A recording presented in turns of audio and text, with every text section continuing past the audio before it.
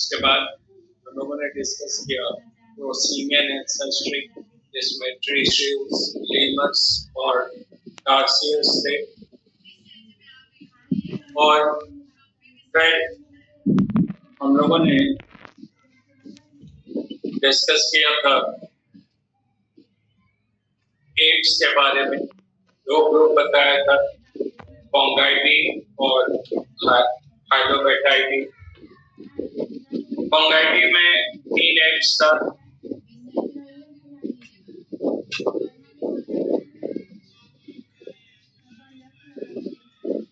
फोंगाइडी में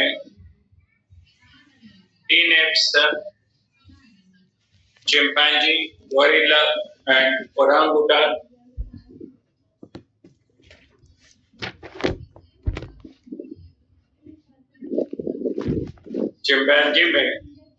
chimpanzee, gorilla और orangutan ये 3 एप्स थे। और हाइलोबैटाइडी में 2 एप्स, हाइलोबैटाइडी में 1 गिब्बन। तो टोटल 4 एप्स हम लोगों ने डिस्कस किया था। और उसके बाद एप्स के फॉसिल में एक फॉसिल था शिवापिथेकस। और हम लोगों ने फॉसिल्स में तो एप्स का पहले डिस्कस किया था प्रोकॉन्सुल के बाद दूसरा फॉसिल मिला ड्रायोपिथेकस। और ड्रायोपिथेकस कहा था कि इसमें तीनों के कॉमन कैरेक्टर थे, यानी old world monkeys, primitive apps और प्रिमिटिव ह्यूमन। और इसी ड्रायोपिथेकस से 2 ब्रांच इवॉल्व हुआ। एक तो शिवापिथेकस जैसे प्रिमिटिव एप्स का ओरिजिन हुआ, apps evolve. शिवापिथेकस were the ancestors of apes। और दूसरा Ramapithecus which were the ancestors of primitive human। तो अब हम लोग आज डिस्कस कर रहे हैं लास्ट है इसमें ह्यूमन इवोल्यूशन में fossils of human. Fossils of human में first Ramapithecus। Ramapithecus evolved from Dryopithecus। Ramapithecus का जो इवोल्यूशन हुआ था वो Dryopithecus से हुआ था। The fossil of Ramapithecus was found in both Asia and Africa। Asia जिसमें इंडिया, चाइना वगैरह में मिला और अफ्रीका में भी मिला ये फॉसिल रामापिथेकस का। और रामापिथेकस से ही ओरिजिनेट हुआ प्री ह्यूमन और सब ह्यूमन। ये 2 ग्रुप है हम लोगों के ह्यूमन में, प्री ह्यूमन एंड सब ह्यूमन। ये 2 तरह के एंसेस्टर्स थे मॉडर्न ह्यूमन के, 2 एंसेस्टर। तो प्री ह्यूमन उनको कहा जाता था जिसमें हैंड्स डेवलप नहीं थे। प्री ह्यूमन में हाथ पूरा विकसित नहीं था। और सब ह्यूमन में हाथ वेल डेवलप हो गया। तो hands not well developed pre human, hands well developed सब ह्यूमन। तो प्री ह्यूमन का एंसेस्टर था रामापिथेकस, यानी रामापिथेकस से प्री ह्यूमन इवॉल्व हुआ। पहला जो प्री ह्यूमन का फॉसिल मिला वो था ऑस्ट्रेलोपिथेकस। ये तो आपके असाइनमेंट में भी है। Australopithecus was the first pre human fossil named Tuang Baby was found in the Tuang province in East Africa। Australopithecus से ये नहीं समझना है कि ऑस्ट्रेलिया में मिलता है। ऑस्ट्रेलोपिथेकस नाम था, लेकिन इसका जो फॉसिल मिला एक छोटे बच्चे का, मेल चाइल्ड का, जिसका नाम रखा गया तुआंग बेबी, इसलिए it was found in the Taung province in. इस फॉसिल का एज डिटरमिन किया गया रेडियो एक्टिव कार्बन डेटिंग से। तो पाया गया कि आज से 50 लाख साल पहले अर्थ के ऊपर ये पाया जा सकते हैं, यानी Australopithecus were present over the earth about 50 lakh years ago। और पहली बार इसका क्रैनियम का बोन मिला, स्कल बोन मिला, ब्रेन बॉक्स का बोन मिला और उससे इसके क्रैनियल कैपेसिटी या ब्रेन के वॉल्यूम को मालूम किया गया। तो it was about 350 cc. For the first time, the cranial capacity was measured in case of Australopithecus. देखिए क्वेश्चन ये आएगा ही तो माना तो है ही, क्वेश्चन ऐसे ही आएगा। कोई फॉसिल है उसका नाम, दूसरा कितने साल पहले वो अर्थ पे पाया जाता था, तीसरा उसका क्रैनियल कैपेसिटी कितना था यानी ब्रेन का वॉल्यूम कितना था, और चौथा अगर कोई खास उसका इम्पोर्टेंट कैरेक्टर हो उससे पूछे। ये क्वेश्चन बनता है कि फॉसिल को किसने पाया, किसने खोजा। तो फॉसिल ऑस्ट्रेलोपिथेकस या ऑस्ट्रेलोपिथेकस प्री-ह्यूमन थे। The fossil was recovered by Raymond Dart. ये पैलियोंटोलॉजिस्ट थे रेमंड डार्ट।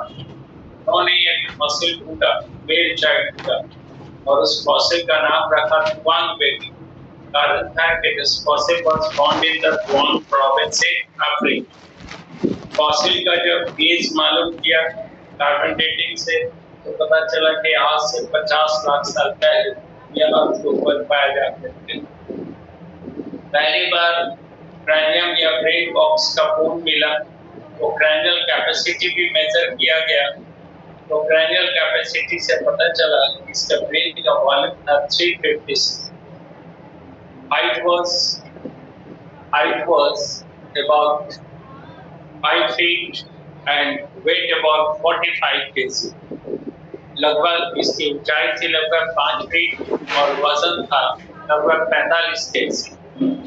एंड ये प्री ह्यूमन था, हैंड्स इसमें डेवलप नहीं थे। तो ये ध्यान रखना होगा। Australopithecus fossil was found by Raymond dart.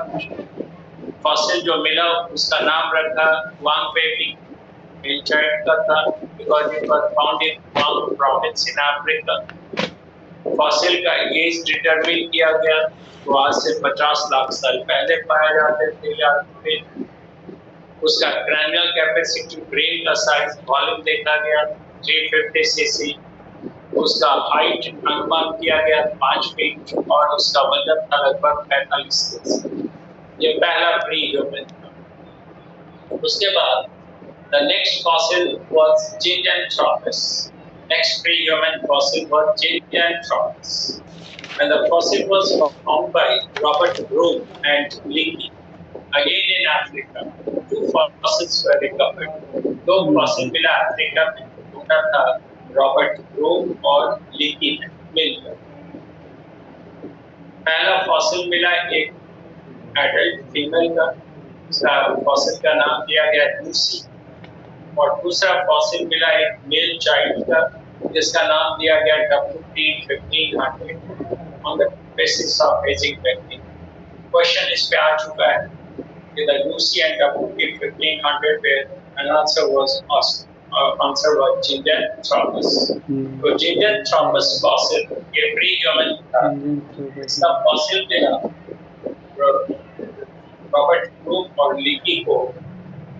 2 fossil उन्होंने ढूंढा था अफ्रीका में। एक तो फीमेल का फॉसिल था जिसका नाम दिया लूसी, और दूसरा फॉसिल एक मेल चाइल्ड का था जिसका नाम रखा गया WT1500। फॉसिल का एज जब मालूम किया गया तो पाया गया कि आज से 35 लाख साल पहले 35 लाख ईयर्स एगो यह अर्थ पे पाया जाते थे। इनका क्रैनियल कैपेसिटी जब मेजर किया गया तो it was round about 500 CC, यानी ऑस्ट्रेलोपिथेकस से ज्यादा इवॉल्व हो रहा था इसका brain. Height was about 6 feet and weight was about 70 kg. लगभग 6 फीट इसकी हाइट थी और लगभग 70 केजी वजन। तो ये फॉसिल था जिंजनथ्रोपस। इन दोनों में ऑस्ट्रेलोपिथेकस और जिंजनथ्रोपस में हाथ डेवलप हो चुका। अब इसके बाद जो फॉसिल मिला वो सब ह्यूमन। सब ह्यूमन कहने का मतलब है जिसमें हाथ डेवलप हो रहा था या डेवलप हो गया। तो सब ह्यूमन में जो फर्स्ट फॉसिल पाया गया दैट वाज बोन। habilis.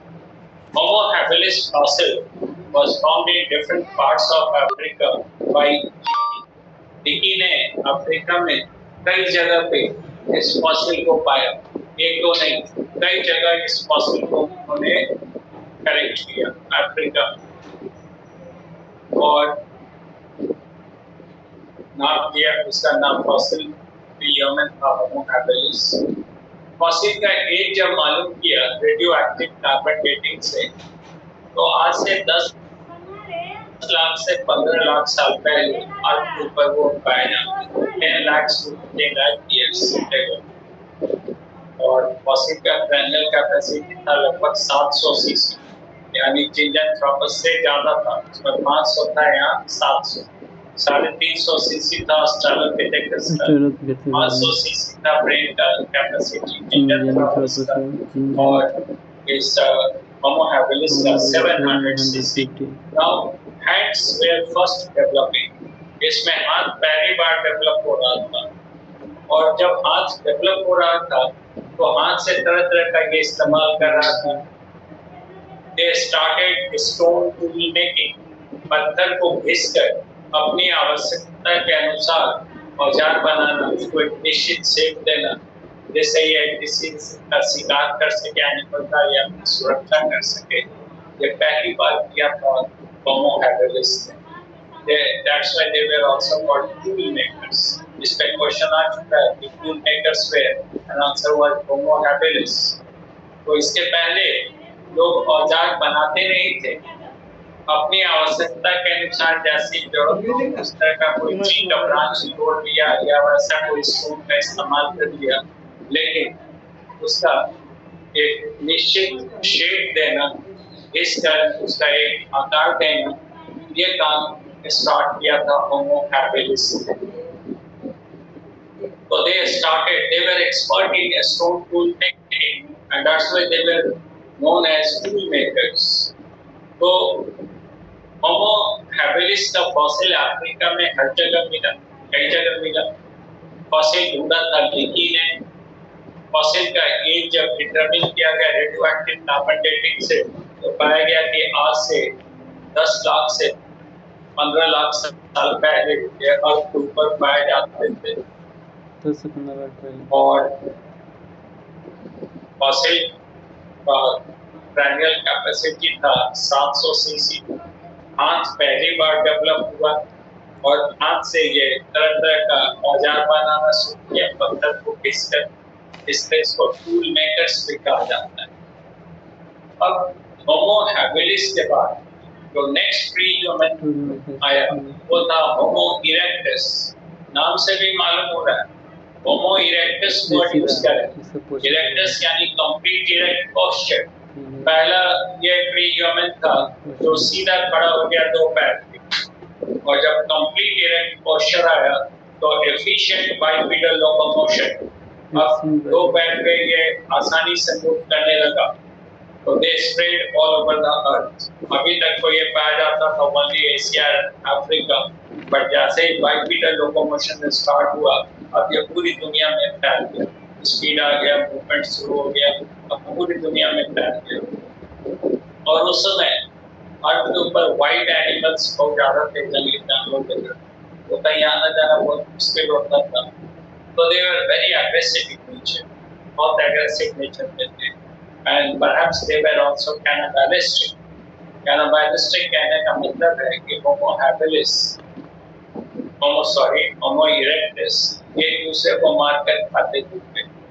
तो होमो इरेक्टस का जो एज डिटरमिन किया गया वो आज से 1 लाख साल से 10 लाख साल पहले पृथ्वी पर 1 लाख साल से 10 लाख साल पहले तक होमो इरेक्टस पाए जाते थे। पहली बार इनमें इरेक्ट पोस्चर आया, हाथ तो डेवलप हो ही रहा था, हो ही गया था, बाइपेडल लोकोमोशन डेवलप हो गया, पूरे अर्थ के ऊपर बिखर गया ये, और उस समय बहुत एग्रेसिव नेचर था इनका, एक दूसरे को मारकर खाते भी थे। Two fossils of Homo erectus were discovered in different parts of the world. इसका दो फॉसिल, एक Pithecanthropus which was called Java man, and another was the Sinanthropus, known as speaking man.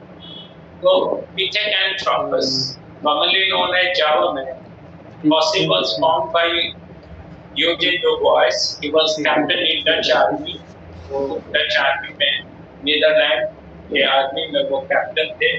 उन्होंने इंडोनेशिया के जंगल में एक फॉसिल ढूंढा और वो था ये पिथेकैंथ्रोपस. उसका नाम उन्होंने दिया जावा मैन.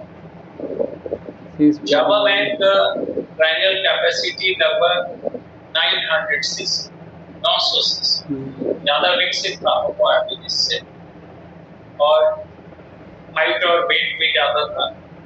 इसके बाद एक दूसरा फॉसिल मिला, Sinanthropus, commonly known as speaking man, and this fossil was found by Davidson Black.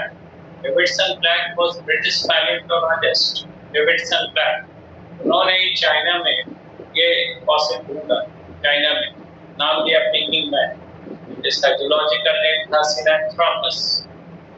और speaking man का cranial capacity was 1050 cc, 1050 cc. पर नीट में क्वेश्चन आ चुका है. तो speaking man were more evolved than Java man. Java man का brain का capacity था 900 cc, speaking man का cranial capacity था 1050 cc. They were more evolved than Java man. और speaking man का हाइट और वेट कम था, जावा मैन से छोटे थे और वजन भी हल्का था, but they were more intelligent than Java man. And they also perhaps they first used the fire. पत्थर को घिसकर पहली बार आग को जनरेट किया, और आग का इस्तेमाल पहली बार अगर किसी ने किया तो वो थे speaking man. तो speaking man ज्यादा ही बहुत जावा. तो सब ह्यूमन में दो फॉसिल, एक होमो हैबिलिस और दूसरा होमो इरेक्टस. तीसरा जो फॉसिल आया दैट वाज नियांडरथल. तीसरा फॉसिल है सब ह्यूमन का, Neanderthal. And the Neanderthals were first recovered in the Neander Valley in Germany by Falroth. Falroth के paleontologist थे. इन्होंने जर्मनी में नियांडर घाटी है, पहाड़ी एरिया इलाका है, वहीं पे उन्होंने एक फॉसिल ढूंढा और फॉसिल का नाम दे दिया नियांडरथल. नियांडरथल्स का जब एज मालूम किया गया तो आज से 50,000 से 1 लाख साल पहले ये अर्थ के ऊपर पाए जाते थे. They were present over the earth about 50,000 to 1 lakh years ago. और नियांडरथल्स का जो cranial capacity था that was 1300 cc, 1300 cc. ये भी नीट में क्वेश्चन आ चुका है कि कौन सा एंसेस्टर जो था वो मॉडर्न ह्यूमन के जैसा, कौन सा नियांडरथल. चेहरा मॉडर्न, पूरा शकल सूरत है या हाइट, सब बिल्कुल मॉडर्न ह्यूमन के जैसा ही बहुत था. और पहली बार स्पीच सेंटर और ब्रोका सेंटर डेवलप हुआ नियांडरथल. पहली बार नियांडरथल ने आपस में कम्युनिकेशन स्टार्ट किया. स्पीच सेंटर पहली बार आया नियांडरथल, उसको ब्रोका सेंटर भी कहते हैं. And Neanderthals were perhaps more civilized. They firmly believed in the immortality of soul. यानी आत्मा अमर है, इस बात में उनका काफी भरोसा था. तो they first started the ceremonial burial system. इसके पहले जो भी ancestor ह्यूमन थे, डेथ के बाद वो बॉडी को जहाँ तहाँ इधर-उधर फेंक देते थे. लेकिन पहली बार डेथ के बाद बॉडी का रीति रिवाज से बॉडी को दफन करना, ये काम शुरू किया नियांडरथल. इससे कहते हैं वो ज्यादा सिविलाइज थे. शायद इस उम्मीद में कि फिर से ये बॉडी जिंदा होगा, बहुत सुरक्षित रखते थे. तो पहले लोगों का मानना था कि they are the direct ancestors of modern human. पहले लोगों ने मान लिया कि नियांडरथल मॉडर्न ह्यूमन का डायरेक्ट एंसेस्टर. लेकिन फिर एक फॉसिल मिला, Cro-Magnon, and this Cro-Magnon fossil was recovered by Max Reger, first in Israel and then in other parts of Europe. Max Reger, ये पैलेontologist थे, उन्होंने एक फॉसिल ढूंढा इजराइल में और फिर यूरोप के कई अलग हिस्से में फॉसिल को पाया। फॉसिल का नाम था Cro-Magnon और Cro-Magnon were much more evolved than Neanderthals. Cro-Magnon आज से लगभग 10,000 साल से 50,000 साल तक पहले पाए जाते थे, यानी आज से 10,000 साल पहले हुआ अर्थ के ऊपर मौजूद थे। सेकेंड ग्लेशिएशन जब हुआ तो पूरी पृथ्वी बर्फ से ढक गई, बहुत सारे फ्लोरा फाउना का डेथ हो गया, एक्सटिंक्शन हो गया। उसी में ये Cro-Magnon भी एक्सटिंक्ट हो, कि जो कुछ भी बचा उससे इवॉल्व हुआ है मॉडर्न ह्यूमन। तो डायरेक्ट एंसेस्टर था मॉडर्न ह्यूमन का Cro-Magnon। अब Cro-Magnon का क्रैनियल कैपेसिटी था अराउंड अबाउट 1600 सीसी, और हम लोग जानते हैं कि जो मॉडर्न ह्यूमन है, हम लोग cranial capacity is around about 1400 to 1500 cc, about 50 cc decibels. 1400 to 1500 decibels, 1400 to 1450 cc, और वहाँ तो 1600 cc। तो ये नहीं समझ लेना है कि Cro-Magnons were much more evolved than या much more intelligent than the modern human। Modern तक नियांडरथल का इवोल्यूशन हो रहा, तो ब्रेन के इवोल्यूशन को देखा गया उसके साइज से, ये साइज बढ़ रहा है, ब्रेन इवॉल्व हो रहा है। लेकिन नियांडरथल के बाद अब ब्रेन का साइज मैटर नहीं कर रहा, अब द ग्रे मैटर, तो हम लोग पढ़ेंगे नर्वस सिस्टम। ग्रे मैटर दो तरह के टिश्यू होते हैं, व्हाइट मैटर और grey matter. White matter is actually made up of myelinated neurons, जो माइलिनेटेड न्यूरॉन्स हैं, और ग्रे मैटर जो नॉन माइलिनेटेड न्यूरॉन्स का ग्रुप है। तो माइलिनेटेड न्यूरॉन्स में कंडक्शन फास्ट है। अब ब्रेन के अंदर फास्ट कंडक्शन होगा तो ब्रेन किसी चीज को नया एनालाइज कर पाएगा, तो ब्रेन के अंदर जो इंटेलिजेंस की जरूरी है वो है ग्रे मैटर, जहाँ कंडक्शन थोड़ा ठीक हो, तो ब्रेन को समझने का, उसका एनालाइज करने का, उसके प्रॉपर रिस्पॉन्स। तो इसलिए ग्रे मैटर जितना ज्यादा होता है, इंटेलिजेंस उतना ज्यादा। तो अब साइज का नहीं मामला था, इसलिए अगर हम लोग साइज की बात करेंगे तो Cro-Magnon के ब्रेन का साइज हम लोगों से ज्यादा था, but we are more intelligent than Cro-Magnon। And Cro-Magnon were much more civilized. They covered their bodies by animal skin. पहली बार अगर किसी ह्यूमन एंसेस्टर ने अपने शरीर को कवर करना शुरू किया तो वो थे Cro-Magnon। वो एनिमल के स्किन से अपने शरीर को कवर करते थे। They lived in caves. वो गुफा में रहते थे। They were also known as cavemen. Cavemen भी कहते हैं गुफा में। And they were expert in colorful paintings and ivory craft. अब देखिए पेंटिंग में कलर का इस्तेमाल कर, it is the base of intelligence। छोटा बच्चा वगैरह को भी पेंटिंग, कलरफुल पेंटिंग करवाया जाता है, उसे कलर मिक्सिंग से ग्रीन कलर फास्ट।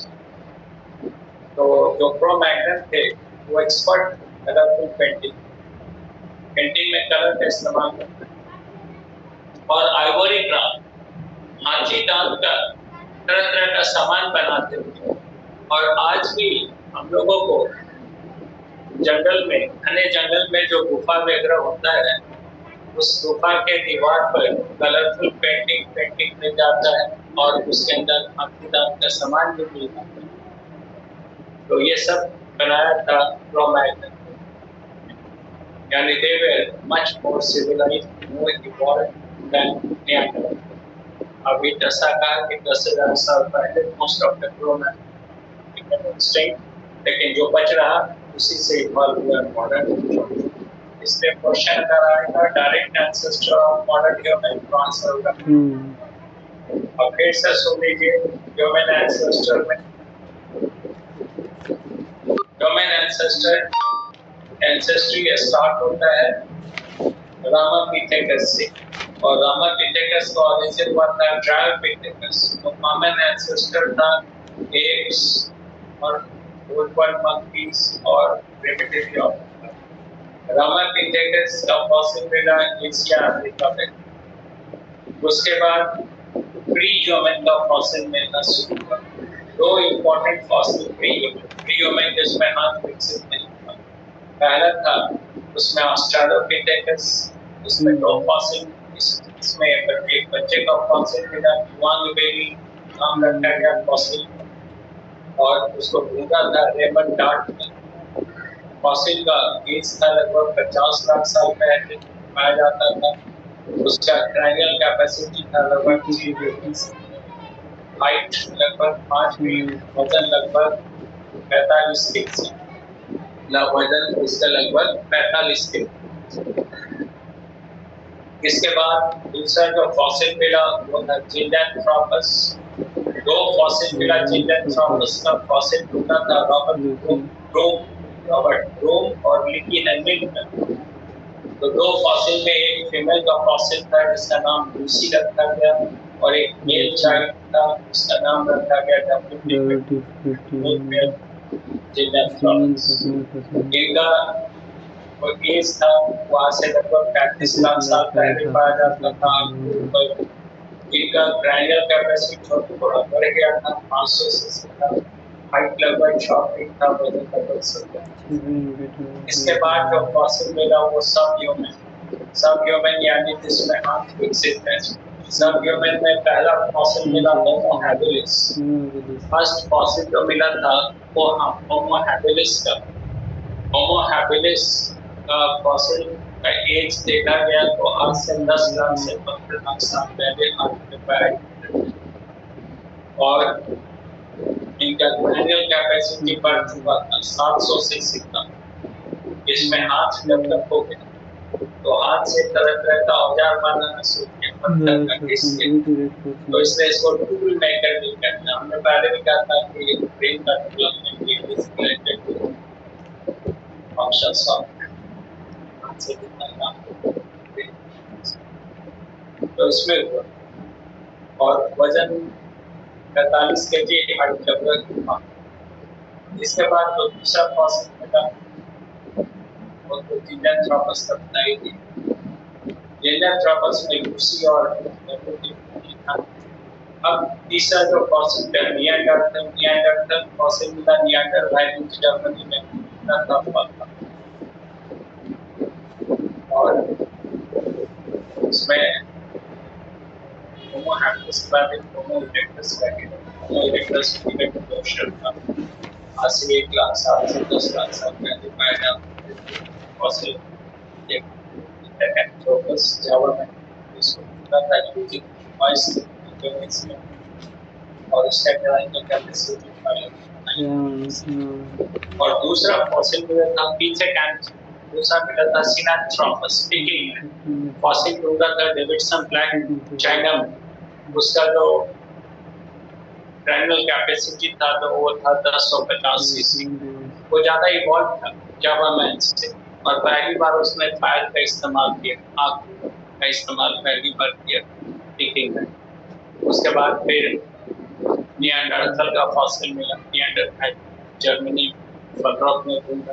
बिल्कुल हम लोग पे जैसा था देखने में क्रैनियल कैपेसिटी उसका थोड़ा ज्यादा 1300 सीसी से थोड़ा सा कम और सख्त सूरज वैसा पहली बार ब्रोकस की तरह और इन्होंने डेथ के बाद रीति रिवाज से शरीर को दफन करना शुरू किया।